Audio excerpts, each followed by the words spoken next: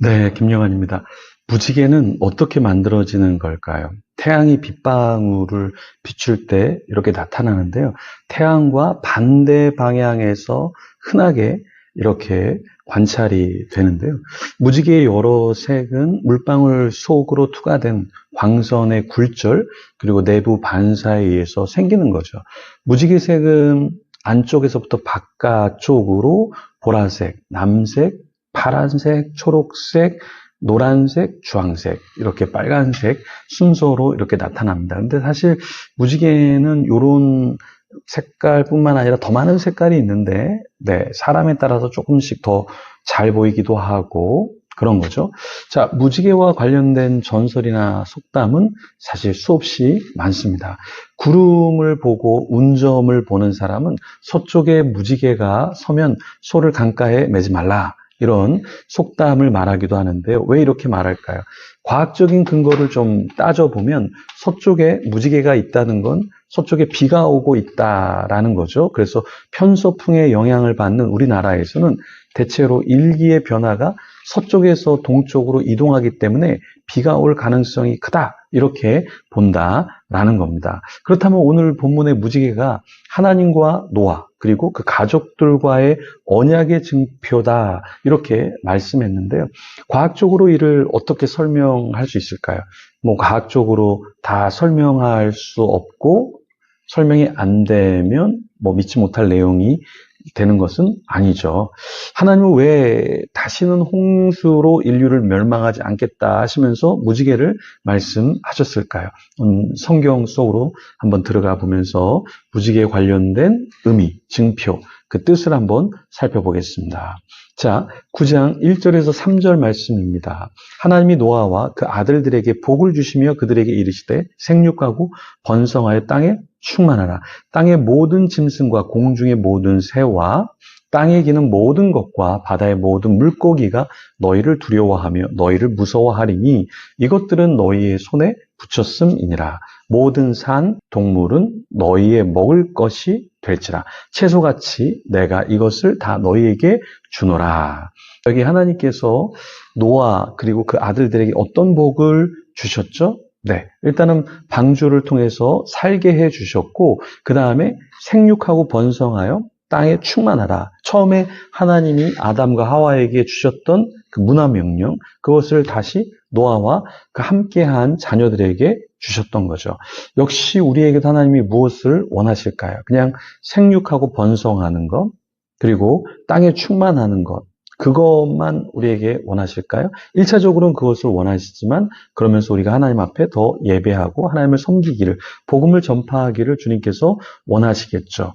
땅의 모든 짐승, 공중의 모든 새, 땅에 기는 모든 것, 바다의 모든 물고기, 이런 것들이 노아와 그 가족들을 두려워한다, 무서워한다, 이렇게 이야기했습니다. 그러니까 우리가 그러한 짐승, 그러한 피조물을 두려워하는 존재가 아니라 우리 손에 붙여주셨으니까 우리가 담대하게 그것들을 다스리고 정복하고 번성하도록 해야 한다라는 것이죠. 그래서 모든 산 동물은 노아 가족들의 먹을 것이 된다, 이렇게 말씀하셨습니다.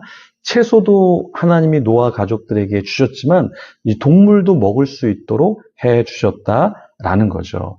자, 진화론자들은 인간이 모든 생물보다 위에 있다, 이렇게 말할 수 없다 이야기하죠. 근데 성경은 창세기에 인간의 위치를 어떻게 말씀하고 있죠? 네, 인간이 모든 것 위에 있다, 이렇게 말씀을 하고 있죠. 그리고 하나님은 사실은 고기를 이제 먹지 않게 하셨는데 노아의 홍수 이후에는 고기를 먹게 하셨어요. 그렇지만 한 가지 하나님이 당부하신 게 있죠. 4절에 보면 고기를 그 생명되는 피채 먹지 말 것이니라, 이렇게 말씀하셨습니다. 그러니까 고기를 먹되 피가 막 있는 채로 먹지는 말라, 이렇게 하나님께서 말씀하셨는데 5절에 왜냐하면 너희의 피, 곧 너희의 생명의 피를 찾으리니 짐승이면 그 짐승에게서, 사람이나 사람의 형제면 그에게서 그 생명을 찾으리라. 그래서 생명의 존엄성을 기억하면서 피는 피채 먹지 말라, 이렇게 말씀하신 것입니다.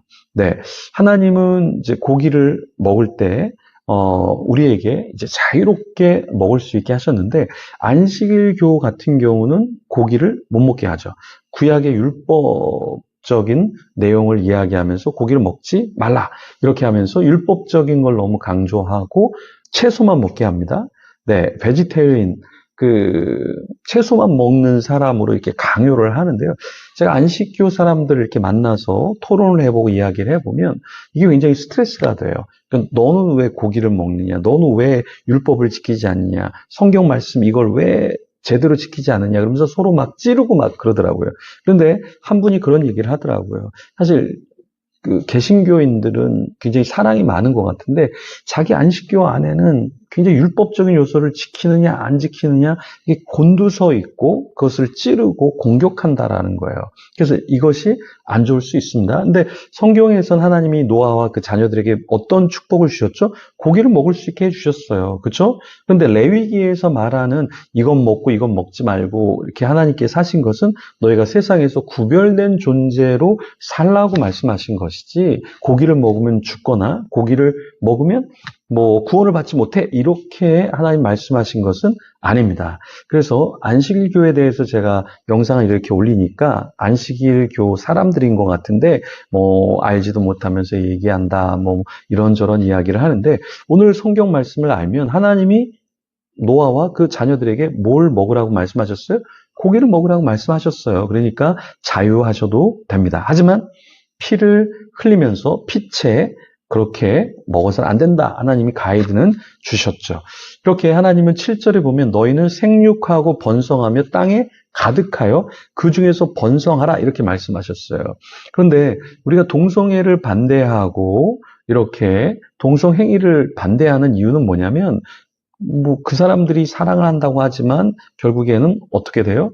네, 생육하고 번성하지 못하게 되는 거죠. 그렇죠? 동성애는 자기 쾌락을 즐길 수 있어도 이렇게 하나님이 생육하고 번성하라 명령하셨는데 그것에 위배되는 그러한 쾌락을 추구하는 것이다 라는 겁니다.